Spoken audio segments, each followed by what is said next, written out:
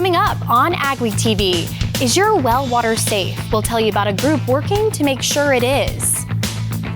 We'll tell you about a Minnesota farmer's plan to graze his cattle nearly year-round. We'll learn about a popular composting program that takes care of all your pumpkins post-Halloween. And it's been 50 years since a farm family was taken hostage by escapees from a nearby prison.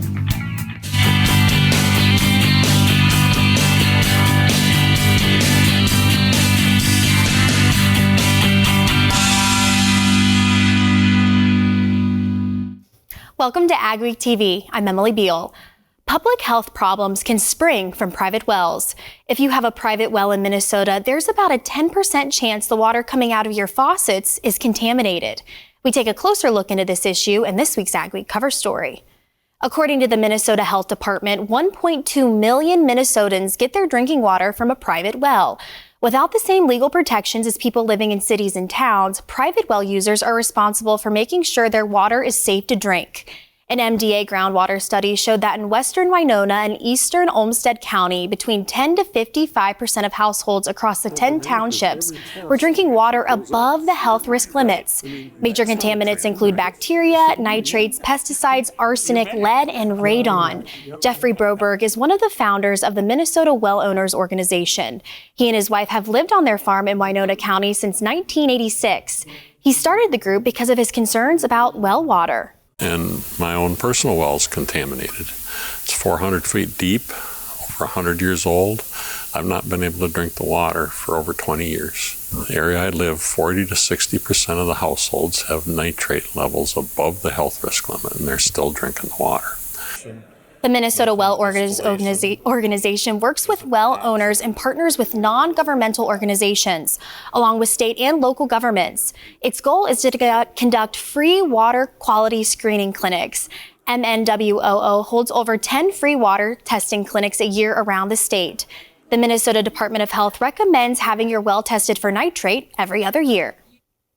The Minnesota Well Organization is also working with Rural Organizing Project to spread the word that rural communities need to work together to protect water quality for farmers and everyone.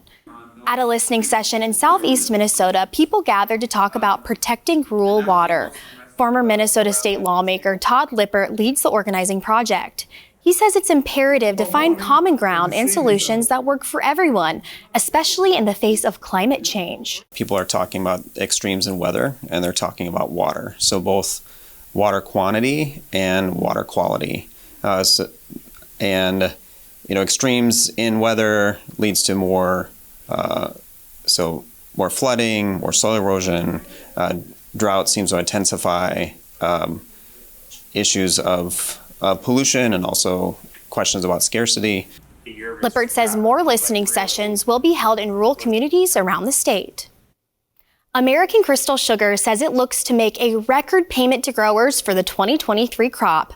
The Moorhead, Minnesota-based cooperative is seeing record per acre yield and total tonnage for this year's crop.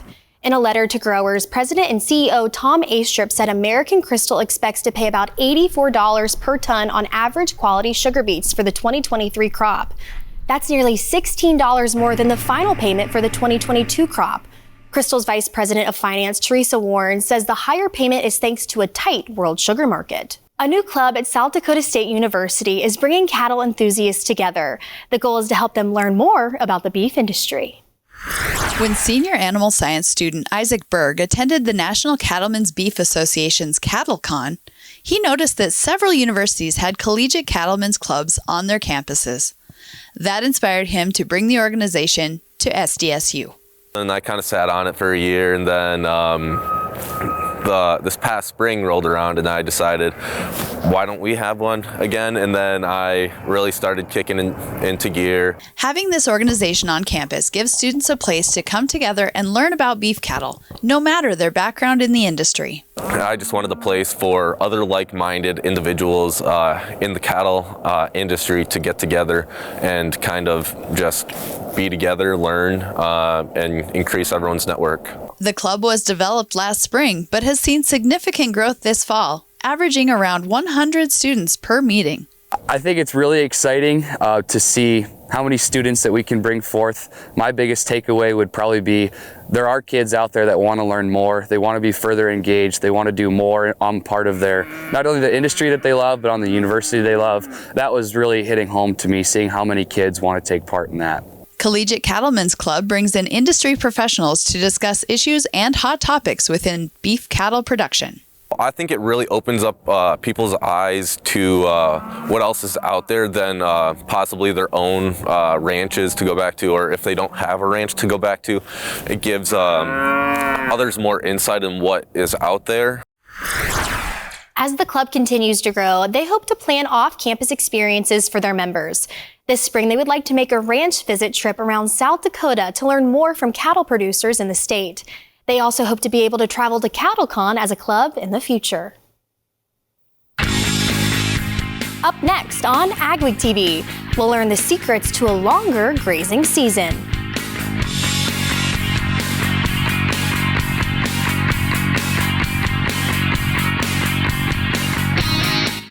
Dear Dave, thanks for the early order.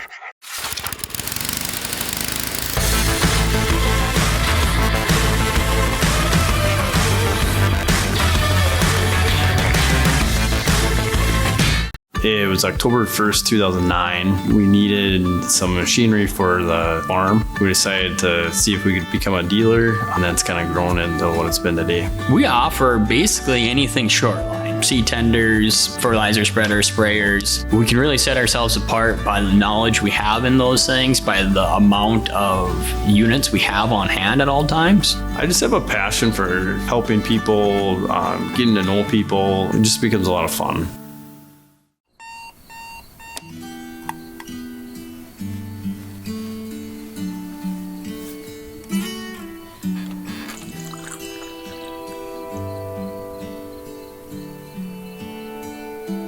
A farmer's work is never done. You're not just planting a seed or harvesting a crop, you're growing a legacy.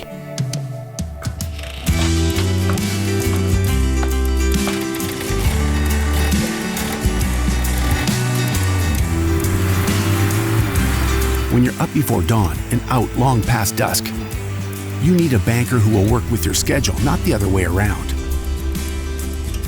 At Choice, we do banking differently, giving farmers like you time back to focus on what really matters. Choice Bank, top North Dakota Ag Bank for 10 years running, and always people first.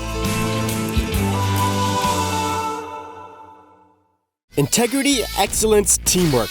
At Titan Machinery, we take care of our team. Whether you are an experienced technician or looking to start your career, Titan has a spot for you.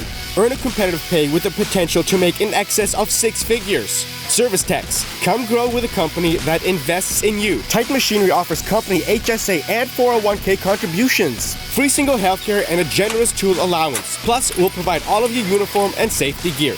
Apply today at titanmachinery.com/careers. Oh my goodness.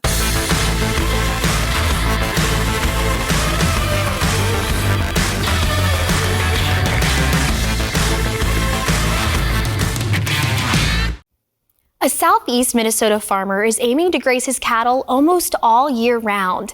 Alan Betka's goal is to graze 300 days a year. He's getting closer since planting sorghum Sudan grass on his farm at Dover.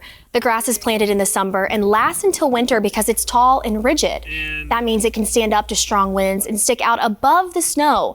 Betka says he's reached 285 grazing days last year, and he's seeing the financial and environmental benefits of incorporating livestock with the cropping system.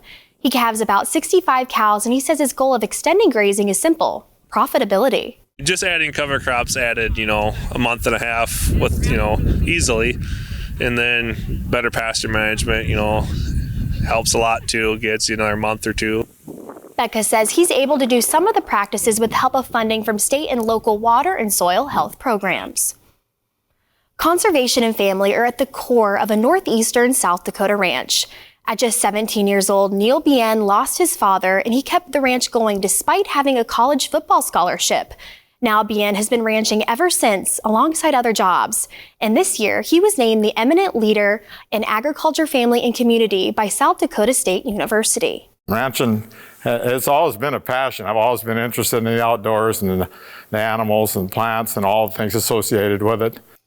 Now his grandson Nate has returned to help carry on the next generation of ranchers on the Bien farm. Just really kind of wanted to come back once I got done with school, and yeah, I guess wasn't really a hard decision. I guess it was just something that I always thought I would do, so I just always enjoyed it.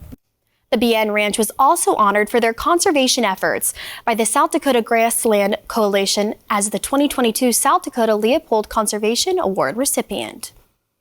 This month marks 50 years since a frightening hostage situation for a Minnesota farm family, and it's still very much a part of their lives.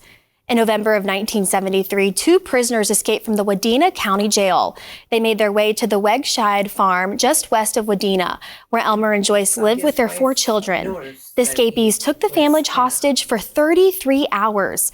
Elmer died in 2017, but Joyce says she will never forget the feeling of being held at gunpoint with their own deer rifles the prisoners found in their home. Yeah, the gun right under our chins. I'll never forget that. It just feels like it today. Yeah. But you did what they said because you didn't want your kids killed. I've been scared ever since. The law enforcement officers who have been surrounding the farmhouse eventually got their escapees to surrender. You can read much more on this harrowing experience in the next AgWeek magazine and at AgWeek.com. Ahead on AgWeek TV, we'll check on a challenging corn harvest in central North Dakota.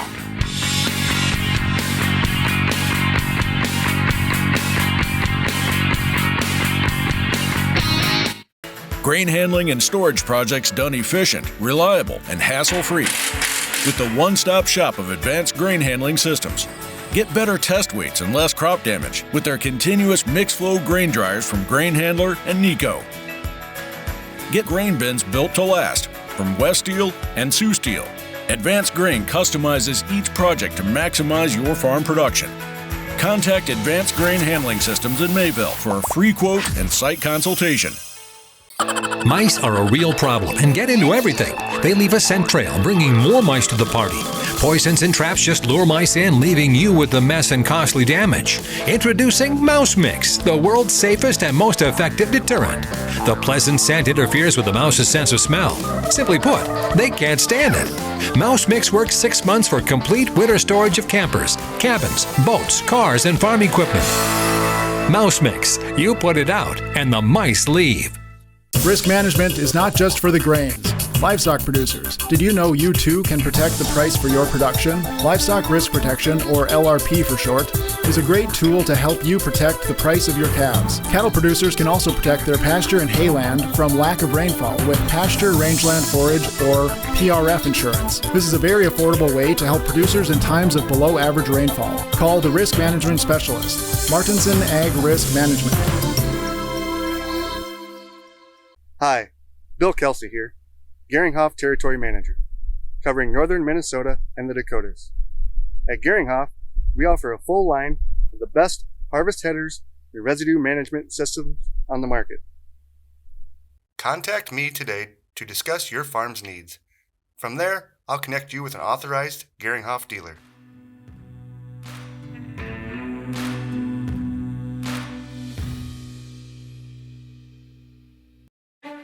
The story of a farm is the story of a family. From generations past to generations to come, families have raised their children and the crops that sustain our country on the same fields. Today, with a better nitrogen, farmers can continue to take care of what matters most, the land they work and the people they do it with.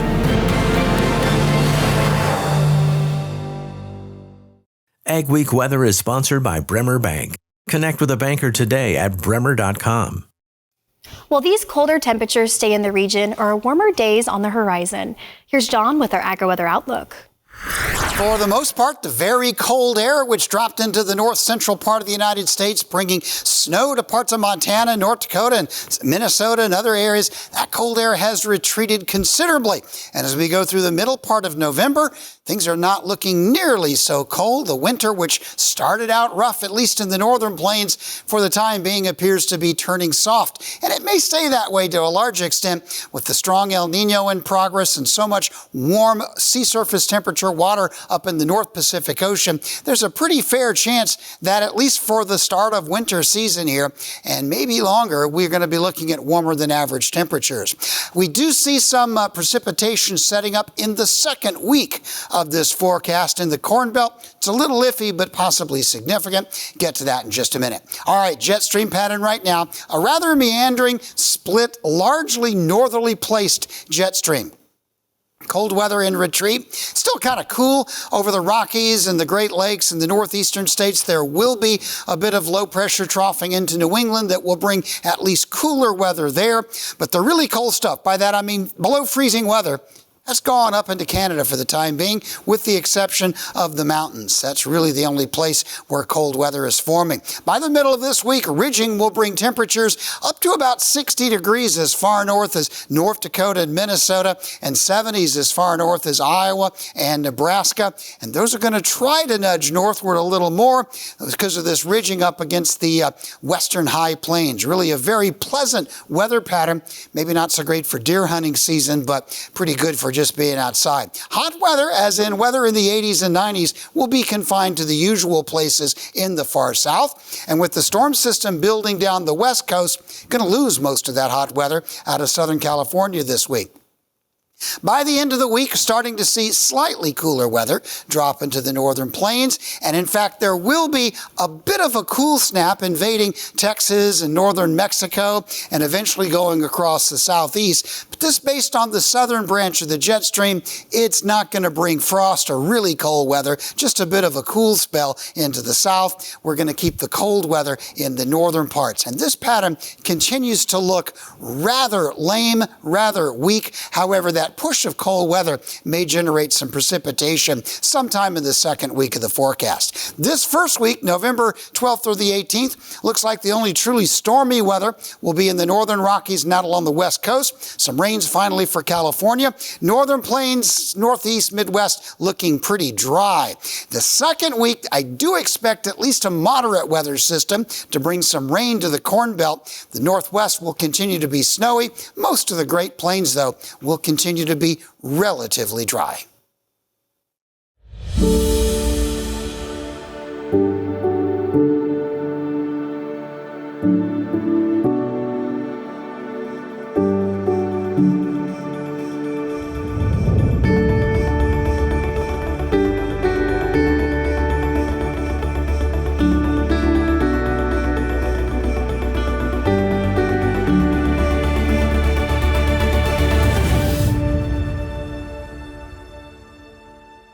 Integrity, excellence, teamwork.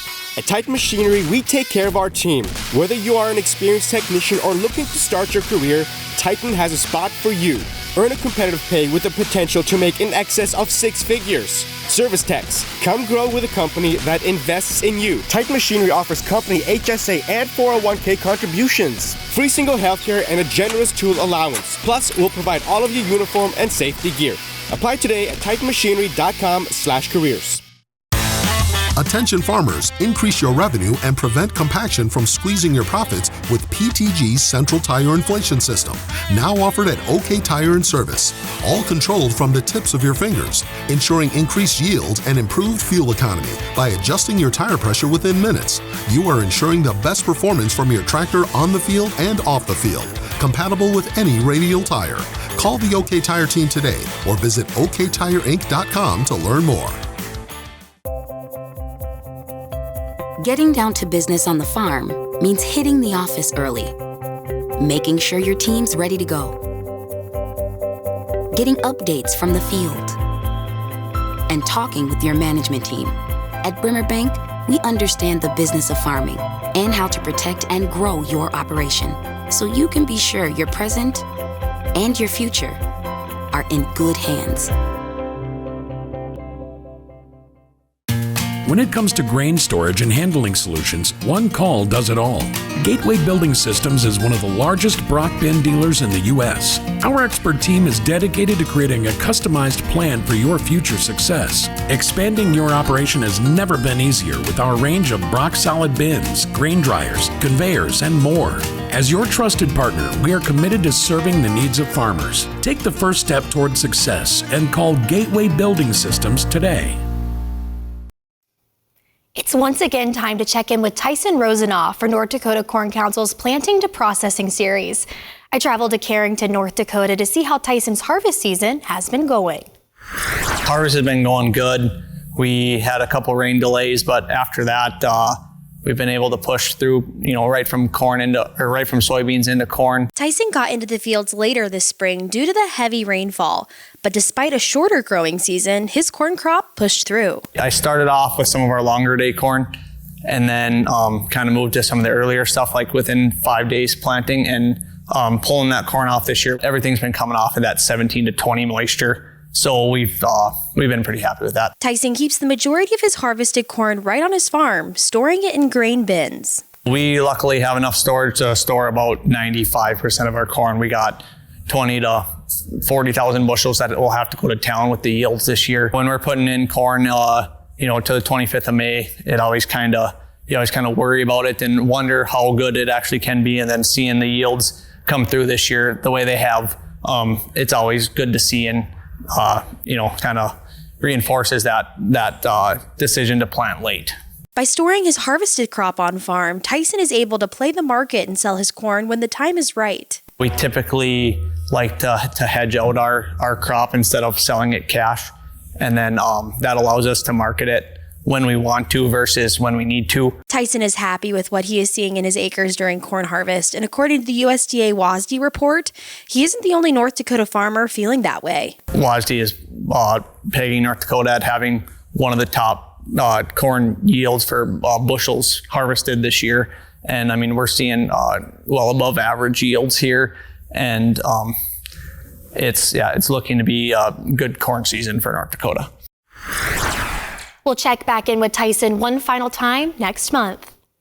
Coming up on AgweekTV, we'll take a look at how pumpkins can help better the soil in a popular pumpkin composting program.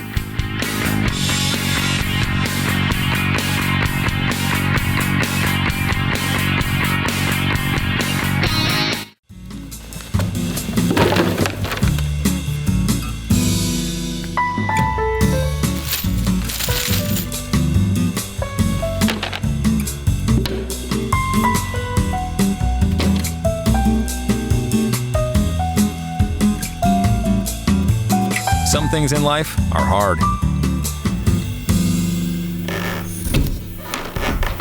That's why banking shouldn't be.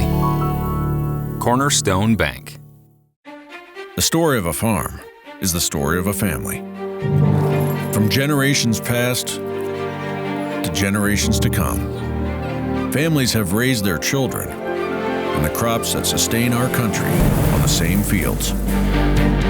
Today, with a better nitrogen, farmers can continue to take care of what matters most, the land they work and the people they do it with.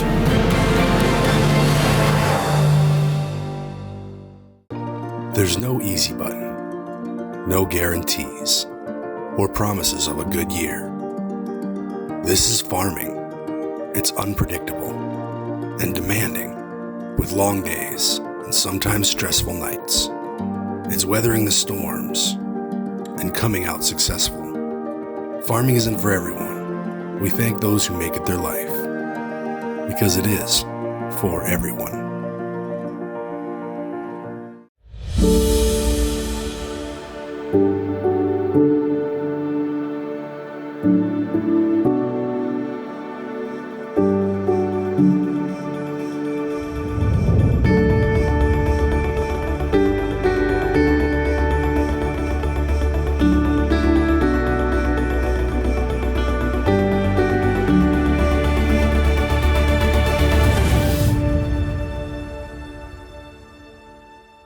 So in 2017, RTD developed a thing called Whip Drain, and it is a drainage and aeration platform for many types of stockpiles. Sand or aggregates, sugar beets or potatoes. We can drain the water away from the product, and we can also force air into the platform and aerate the whole bottom of it. We've designed it so you can operate 988 cat loaders. I think they weigh about 140,000 pounds. Whip Drain is engineered to withstand that type of treatment. Now that the Halloween festivities have ended, many throw their jack-o'-lanterns into the trash. But I learned about one program in the Fargo-Moorhead area that is putting pumpkins to a good use in their Take Jack Back program. So the Take Jack Back program was started to help divert pumpkin waste from going to the landfills and going into yard waste. Ella Holloman works for Clay County Solid Waste, and she helps with the Take Jack Back program. The program encourages people to dump their pumpkins and gourds into marked locations instead of sending them off to landfills. An important thing to understand about composting the pumpkins, the decorations need to come off the pumpkins because those are not considered food waste and won't compost down and can actually be harmful to the farm that is trying to compost. Once the pumpkins are placed in a Take Jack Back location site, the pumpkins are then taken to a local farm to be composted. The pumpkins go to a local farm called Doubting Thomas Farms for composting. It's a fabulous program, started here, right here in Clay County with Solid Waste Department, and they needed a farmer, someplace to take all of these pumpkins. Noreen Thomas farms with her husband near Moorhead, Minnesota. They grow a variety of crops but focus on organic grains. In 5 years, they have been able to compost over 150 tons of pumpkins through the program, adding nutrients back into the soil.